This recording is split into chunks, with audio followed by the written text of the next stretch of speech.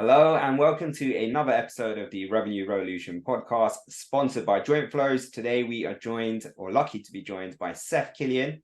Seth Killian, amongst many hats he wears, is the Director of Sales and Marketing Operations at Ever.ag. But amongst that also, he's building out a community for people who are creating content as well. Welcome to the show. How are you, Seth? Hey, it's a pleasure to be here. I'm doing great today. Good to be finally on with both of you guys. I've watched shows and now I get to be on the show. So this is kind of a surreal moment for me. Amazing. It's great to have you on. Tell our listeners a little bit about you. Who is Seth Killian? Yeah, well, I like tall glass of Cabernet, long walks on the beach, but I don't think your audience is too interested in that sort of thing. You hit the nail on the head earlier. My big fancy $3 title is Director of Sales and Marketing Operations for a company called Ever.ag. We are a business-to-business software company, and we serve the agriculture space. Having a lot of fun over there. I've been with the company for about a year and a half. For the past 9.5, 10 years or so, I have been in the software space, mostly holding sales or sales adjacent type roles, working with chief sales officers, chief revenue officers, just to help support the overall growth of the company. Over the last 10 years, every company that I've worked for has been backed by private equity. So fast moving mergers and acquisitions, rebrands, and we call it the dog year effect. They say dogs age 6 years for every 1 year, that humans live, or something like that. It's the same thing inside of private equity backed SaaS environments. You learn like 6 years worth of lessons inside of 1 year. And then prior to the last decade or so in private equity backed SaaS, I have a background in food and beverage.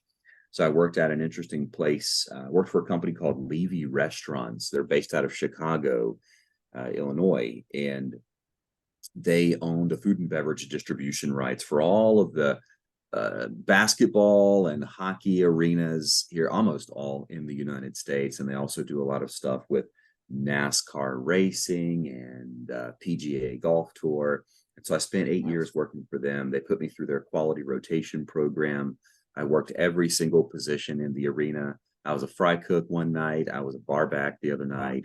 I was on the receiving dock loading, 20 pounds of frozen chicken breast off of a truck one night. Yeah. And then the next night I was sitting with the bean counters in the office, learning how to format spreadsheets, which I did not like. And so I cut my teeth with them. They're kind of my alma mater in terms of my career. So yeah, I was looking at it the other day and I realized, oh my God, I'm coming up on 20 years of professional work, like full-time, post-college professional working experience. And I thought, dear Jesus, where's the time going? But yeah, that's a little bit about me professionally. Amazing. Thanks for the intro. So I think you've got quite a vast background as well, and many different, as I said earlier on, many different hats that you wear as well. One of the places I actually wanted to start is you're obviously a co-founder of a marketing agency previously as well, which was successfully acquired. So congratulations to you for that. Talk a little bit about the transition from that. So going from being a co-founder, so, essentially the buck stops with you, towards, being part of supporting that leadership team at other companies which you perhaps haven't founded. And how have you found that transition? Yeah, that was a wild time, a good time. Learned a lot of great lessons. And so I actually should introduce you guys to my former co-founder. He'd be someone who's awesome to get on the show as well. His name is Sean Redinger, great guy. And so it was 2020, COVID hit, everything's shutting down. We're right in the middle of it all, right? Right in the middle of everything. And it's really impacting the company that I was working for at the time. They were called Vibe HCM. They sold HR software. I'd been with them for, 3.5 years at that point. And they made the decision, right, wrong, or indifferent, it doesn't matter. They made the decision that they were going to, as company MRR was just taking a nosedive, we made the decision that we were going to have to furlough a certain percentage of our employees, and thankfully I was not caught up in that group, but that everyone else was going to be taken down to 60% of their salary, but you only had to work 3 days a week. Okay. So again, whether you agree or disagree with a situation like that, it doesn't matter. They were very transparent. Company leadership was very transparent about what they did and why they did it. And so I just looked at that and said, okay, well, I can't support a family on 3 days a week. And I appreciate the fact that they kept me, and they were very transparent. And it only took about 4 months, and then they brought us all back for a time, full time. We just had to get through the rough patch. So no hard feelings, but it led me to do my own thing. And it led me to start something on the side, working at night, on the weekends, putting in a lot of sweat equity. And I looked at it and I said, I do feel that I can sell services, like professional services that I believe in. I know sales, I've sold, and I'm really interested in building something that is my own. I don't have to answer to anyone else, right? And so in the beginning month really of that entrepreneurial journey, I joined some professional communities and got introduced to my co-founder. And we decided that we were going to focus on the real estate niche. So residential real estate agents. There are a million of them here in the United States. And so the market is huge, right? And there's a lot of churn inside of the market. There's a lot of new influx of new agents every year. And there's a lot of people either retiring or quitting or just doing it part-time. And so we put together basically done for you lead generation and appointment setting and database nurture services. We white labeled a CRM, and for many agents gave them a CRM for the very first time. Our appointment setters would call their leads for them. It was great. It took us a long time to build that. I mean, there were a lot of different iterations of that service bundle that were not product market fit that we had to get to before we got there. But it got to the point where, gosh, I think it was November or December of 2020. And I had started to make more at the side gig, the thing that I co-founded, than I was at my 9 to 5. And it was much more interesting to me.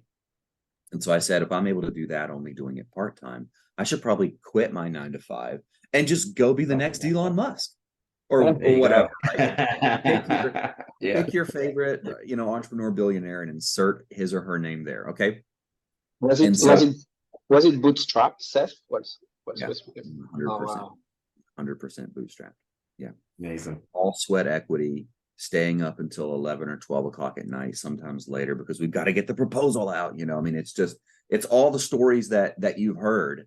And I imagine you guys kind of know what I'm talking about, right? Because of what you're doing with Jointflows. So it wasn't SaaS, it was professional services. So it's different, but it was very much like we're hacking our own funnel. We're trying to do anything and everything we can to get it off the ground.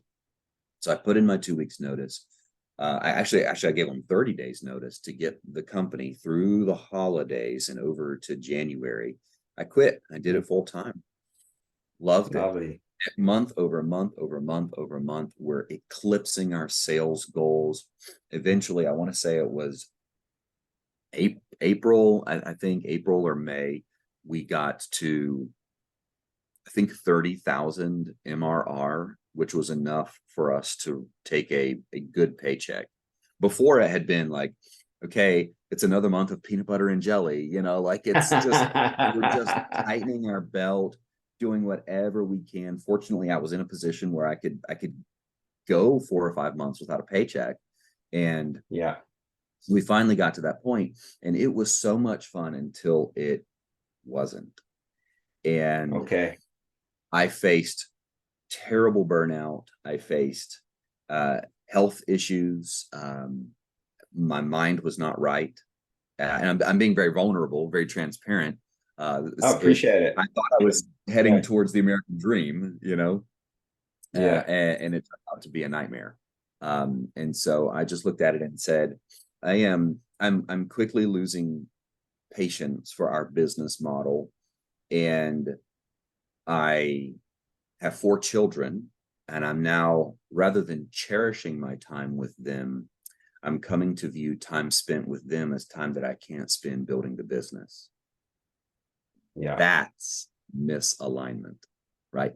And so, and there were all kinds of issues, but between my wife and I just looked at it and said, "Oh my God, I am misprioritizing things. I'm cross-threaded here. This is not good." So there had been another company, another larger digital marketing agency that was selling into the real estate space, technically a competitor, but we kind of collaborated on a few things.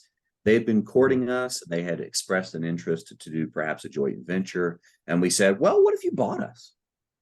And it was like I had confidential conversations with my co-founder. And so they bought us. I took a very small equity payout. I mean, really, how much equity can you build in 1 year, right? Let's be honest.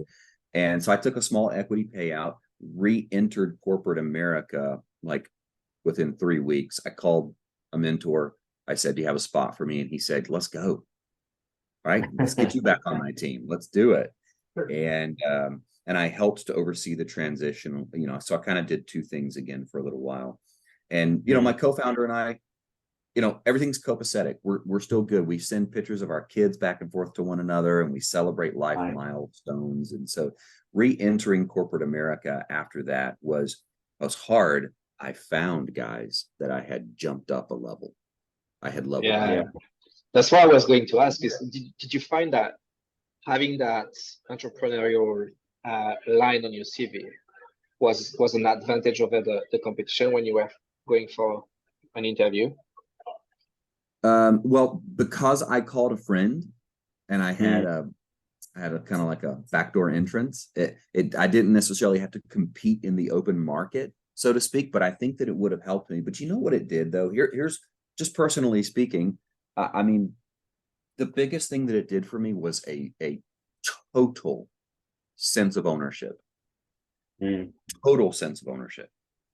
Because when you are in that entrepreneurial space, as one of you said earlier, the buck stops with you, right? And I'm accustomed to my co-founder and I making decisions. We'd have our wrap-up call, from 5 to 6 o'clock every day.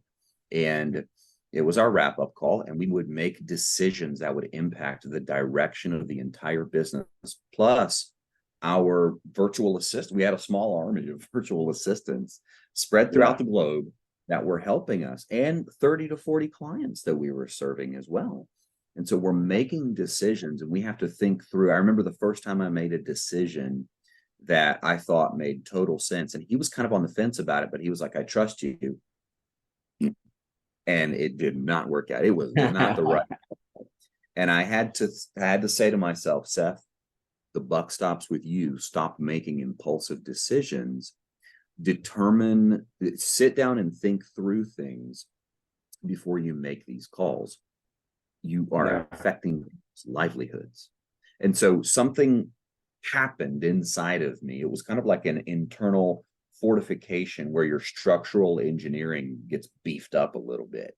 And the ability to handle stress, the ability to think through things, the ability to accept ownership, and the ability to look at someone who has a title much higher than you and just speak to them like an equal was instantly there when I re-entered corporate America. So I'm thankful for that time. I'll do it again at some point in the future. It will be different from the lessons that I learned, but I'm very thankful. It was almost as if it was a professional development boot camp. Those 12 months I was doing that, for sure.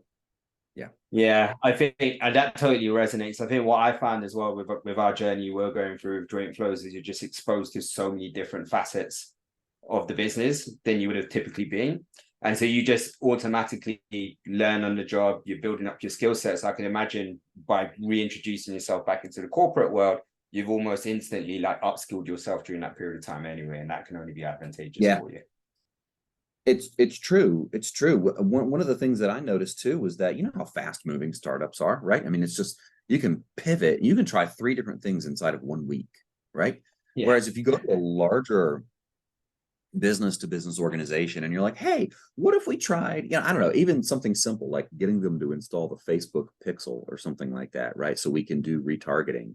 Is like, well, let's do a cost benefit analysis. And it's like, oh my God, stop miring down the decision process. Let's act. Let's move.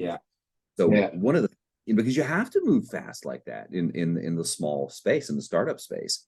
And so that's something that I brought back into corporate America too, was the drive and the desire to iterate very quickly, bottom up iteration, right? We found something that works. It may not be perfect, but let's take the one piece of what we put in place that works and let's iterate some other things so we can get more falling down through the funnel. Let's go fast. That is something that corporate America does not understand. They don't get it. And so when I can bring that level of hustle and urgency with me back to the table, let me tell you, the executives recognize that. It's like game recognizes game, right? So yeah, the CRO, the CSO, the CFO, right? All these, the executive leadership team, they want to move fast too. They may not seem like they want to move fast, but they do. If they're going to hit their variable compensation piece, they need to move fast and produce results. And so they can feel, I'm speaking in the most generic terms possible, they can feel as if they are surrounded by people who are not moving fast. And if you can be that individual who steps into the team and says, yo, let's go, people, they recognize that you are their man in the trenches, so to speak. Okay.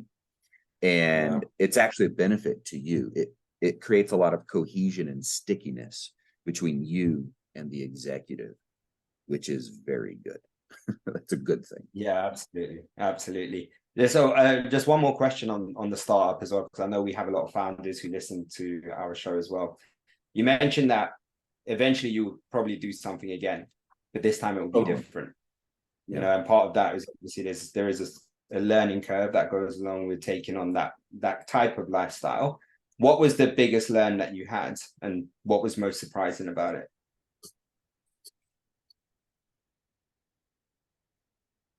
Wow. Okay, that's a big question. That's typical heaters question. We throw grenades, yeah. Yeah. Always throw a grenade into the mix. Right. Well, it's like 4 or 5 different ways I can answer that. So I think the biggest thing here was, and I've never really said this publicly, but I began to lose, I'm trying to say this in a diplomatic way, real time.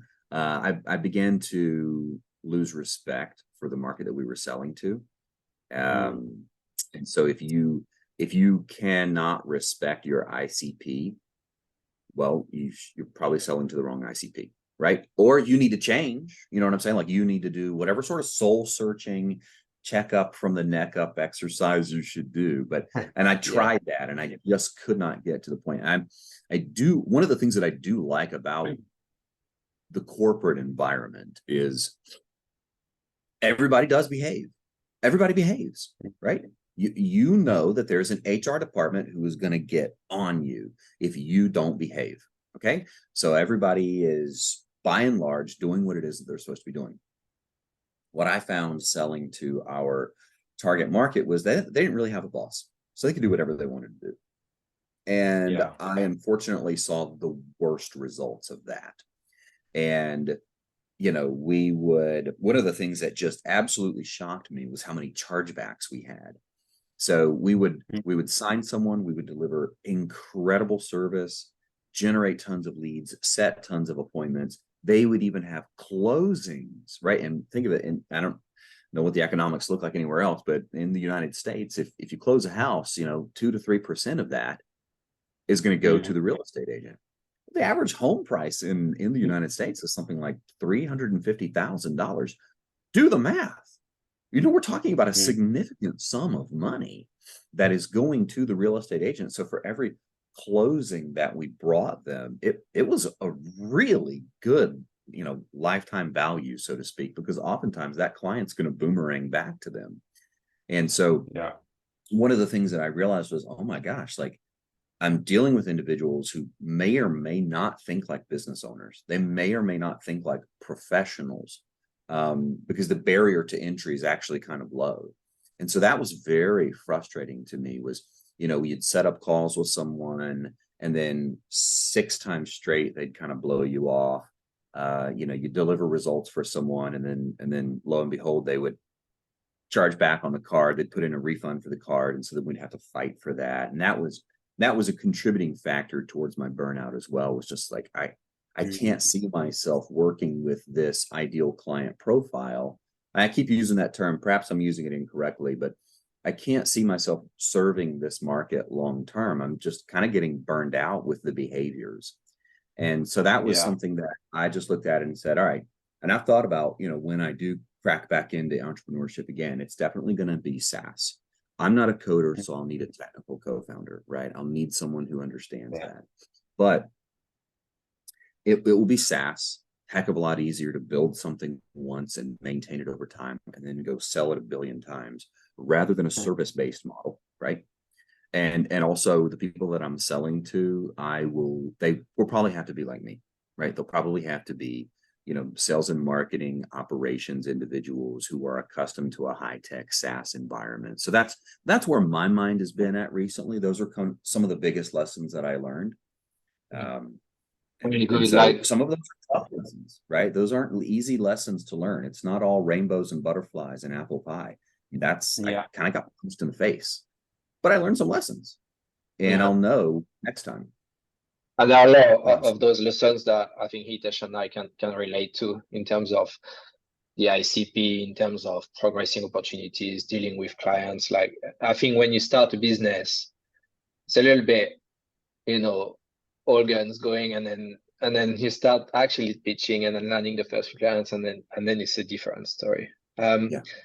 Steph, just to transition the conversation a little bit around communities, like you're very big on building a network, and you do that extremely well. You've got a lot of followers on LinkedIn, for instance.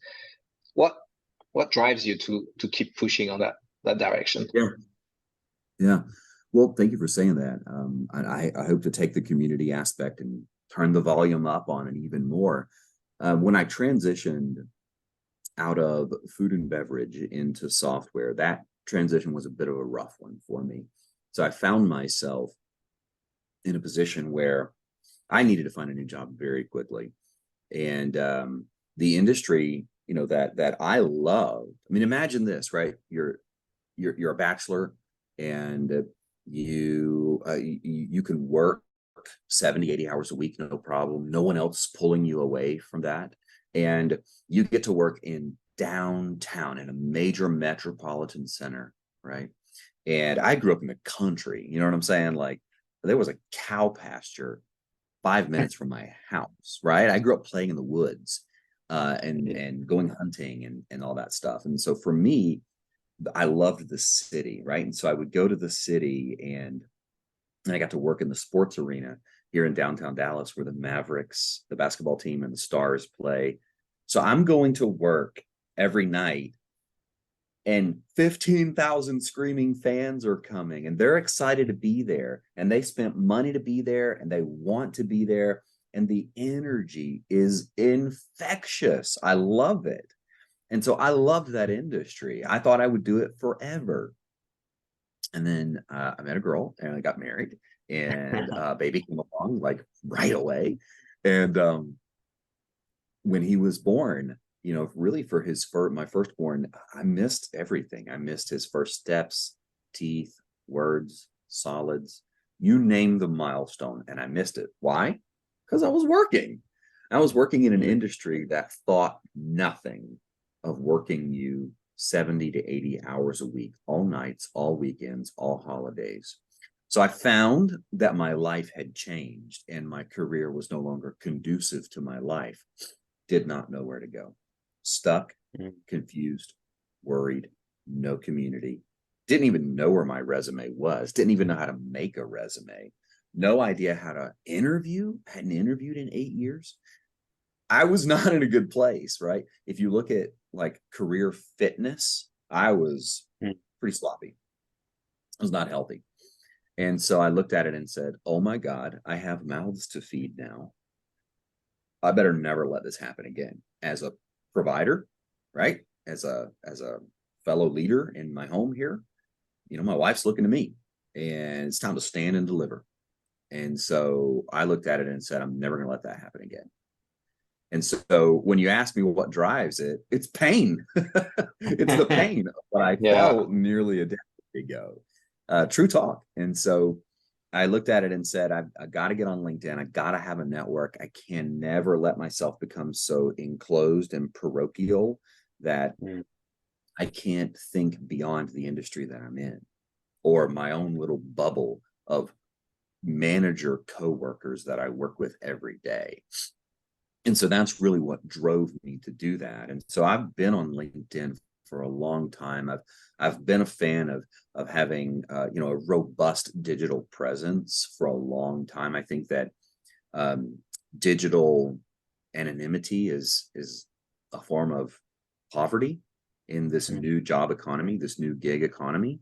I certainly dive into that if you want me to, because that's a charged statement, I know. But if you can't be found online and you're looking to get hired, Yeah. that ain't good, brother. That ain't good. And so I just looked at it and said, I want to be as visible as possible. And so I just began building and building and building and building my network. And it was, I don't know, it was around December of 2022 whenever I realized that I really needed to step up. I've got enough experience now to where I can start lifting up my own voice. I can start sharing lessons to the younger Seth. What do I wish I had known 15 years ago or 12 years ago that I sure as heck didn't know? And so that's what motivates me to share every weekday lessons on career health and proactivity. And I don't want to do it by myself. I get lonely. And so I want a small but mighty group of creators that I can just learn from and get encouraged from. There are days where I'm like, oh God, I don't even know what to post today. And then I'll see someone that I follow and I'll see what they post. And I'm like, well, if they can do it, I can do it. And it encourages me, keeps me moving. And I think that's a big piece of community as well. Pick you up when you get low, right? And you grow together. Yeah, well done. That's really good. I'm part of these groups, as you know, and we found a lot of value from being connected to, like Joe, who was on the podcast, for instance, who we wouldn't have met otherwise. So there's a lot of value, and what I really liked about it is it's not solicited. Like it just happens because naturally you get to speak to people, and you've got common things that you share with them. What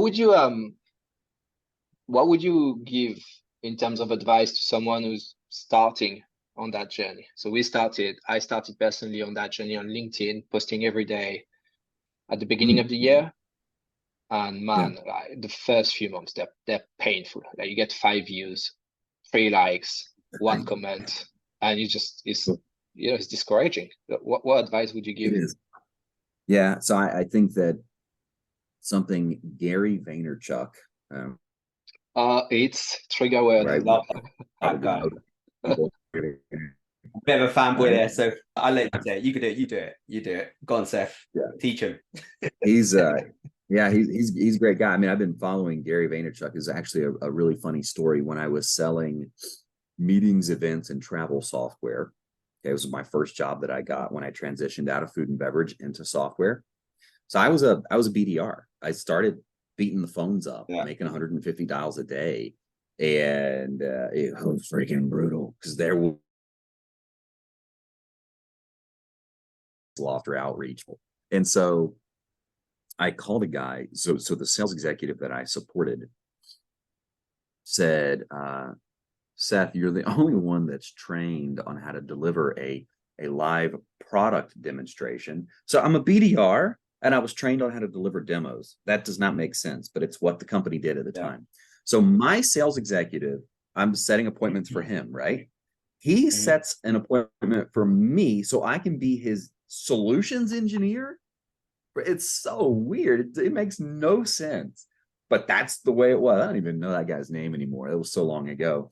So he sets a meeting with me, and the guy that hops on the call was the guy who had just thrown the event where Gary Vaynerchuk was a keynote speaker.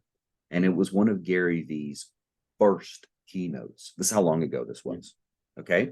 So I looked up his event. I was doing research on his event.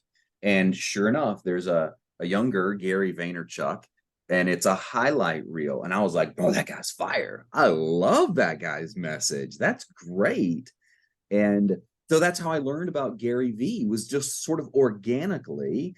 And I remember listening to one of his Ask Gary Vee sessions. I don't even know if he does them anymore. He And does. this is old school. And he was saying, if you have made up your mind that you are passionate about something and that you want to do it, you want to plant your flag, okay? Don't give up after 6 months. That makes no sense. And he said it in typical Gary Vee confrontational style, kind of like a how dare you, you know? And yeah, I looked at that and I said, that makes a ton of sense for me too. Long-term results are the ones that I'm interested in, not short-term results. I'm in it for the long term. And there's also someone who, Darren McKee, he's on LinkedIn as well.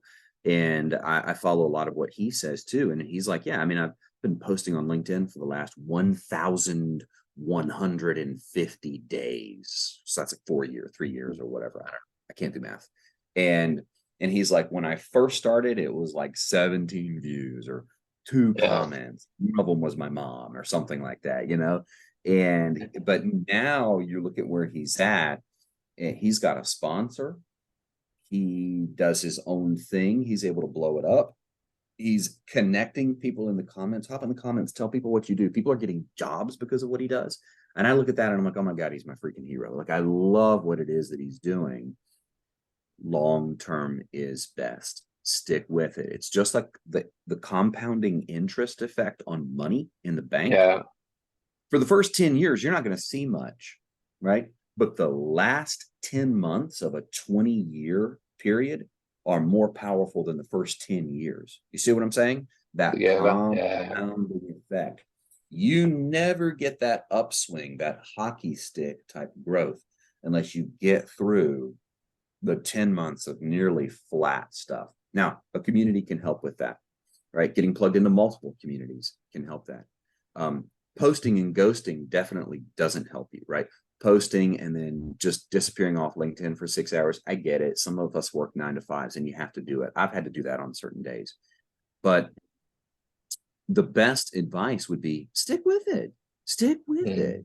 We always want the proficiency that you see on rep 100. But you don't get there without 99 reps of low skill first. And you've just got to get through those, right? The chefs that can cook the most delicious omelets, period, made a lot of crappy omelets first.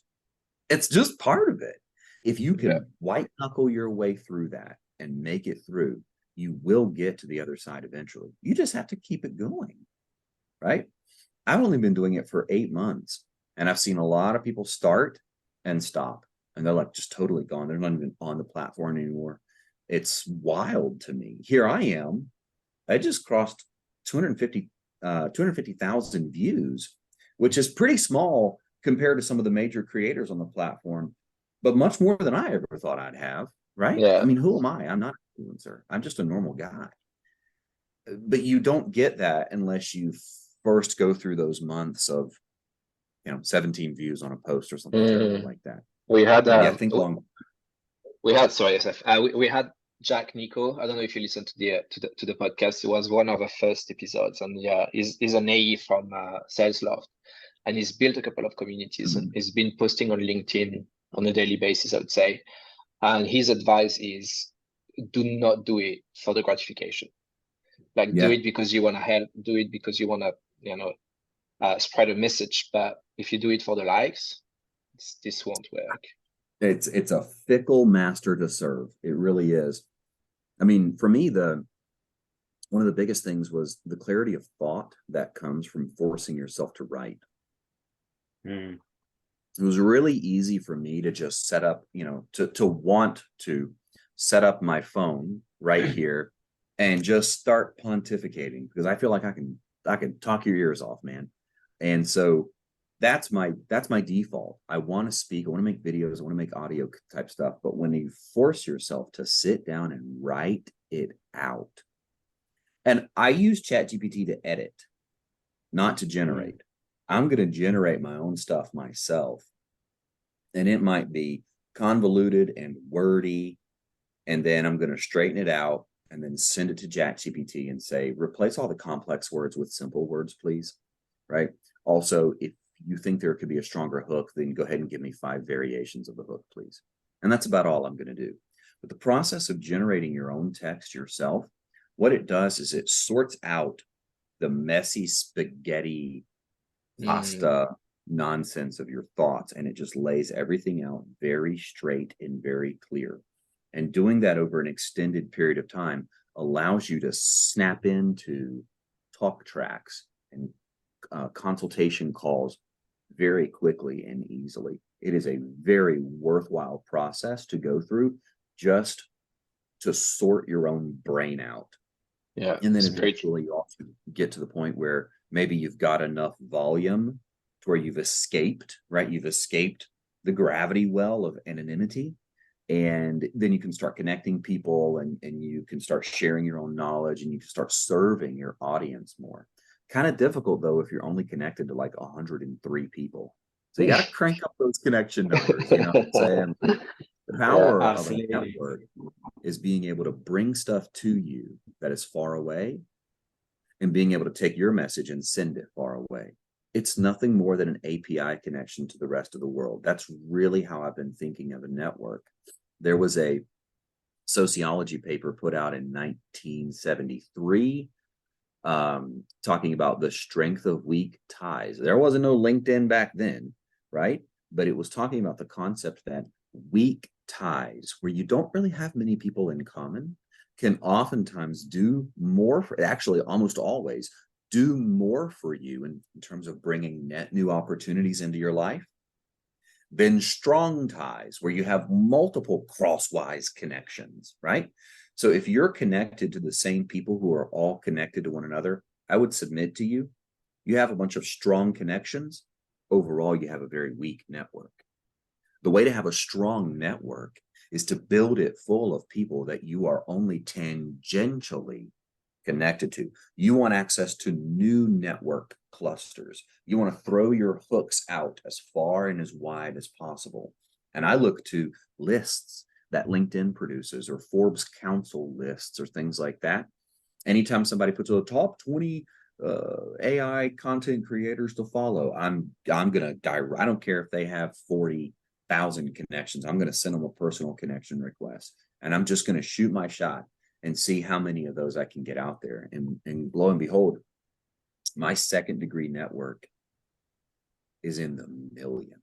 The millions. Yeah. And even though my first degree is only 13,000. Yeah. You know what I'm saying? As Hitesh says, you're 3 connections away from knowing David Beckham. Yeah. I think. Yeah. It is what I say. Awesome, Seth. It's been great having you on the podcast. We do have another thinker of a question which we usually wrap up on. So the question is, throughout your whole career, and you've obviously got a vast career as well, so it might require a bit of thinking. What is your best memory to date?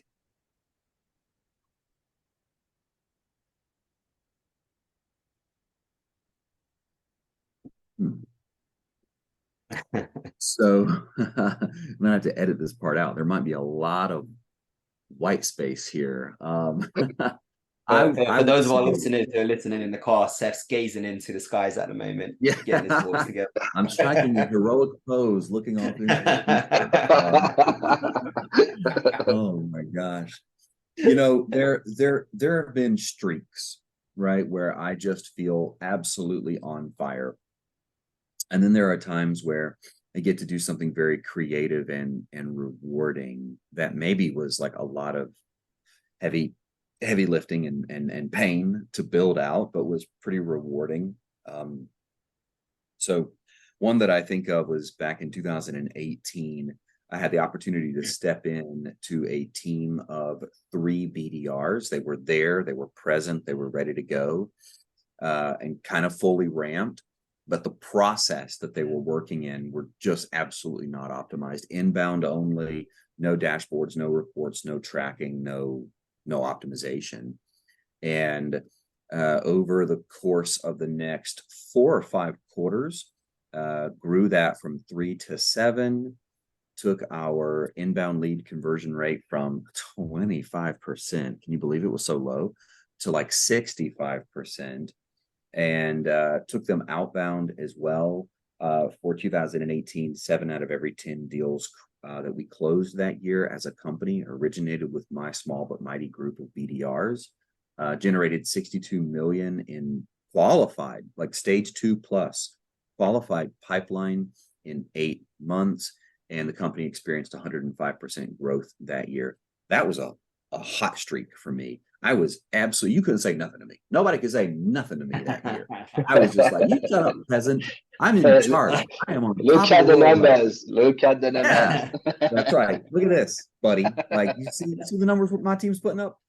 And that was a hot streak. That was awesome.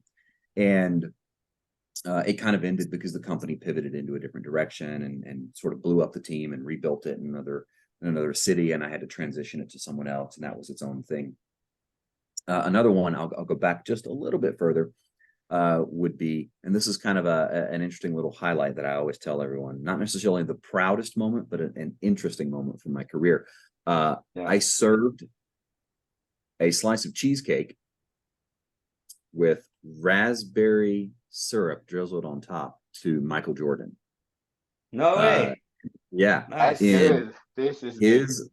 personal suite at I think it was called the Top Warner Cable Arena in Charlotte, North Carolina. I think it's called something different now. I don't even know. But when I was working there for a couple of years, I got to hand that directly to him. Thank you, young man. And I just sort of like melted a little bit as he spoke directly to me, you know. And then I was sweating so much. I was so nervous. I was so young too.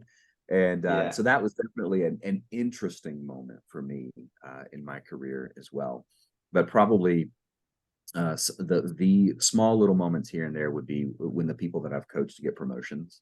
That just warms my heart to no end. When people call me and they're like, hey man, the lessons that, you know, you kind of had to beat me over the head with a little bit, or the lessons that you demonstrated, I'm actually using them now as I'm leading a team too. And I just want to thank you. When I get those text messages, honestly, sometimes I tear up a little bit. I'm like, it's working like this. I'm really having a net positive impact in the world. And that's immeasurable. It really is. Awesome. Well, thank you once again for joining us. It's been an absolute pleasure. I think our listeners could listen to you forever. So we might have to get you back on at some point. But thank you again. And awesome.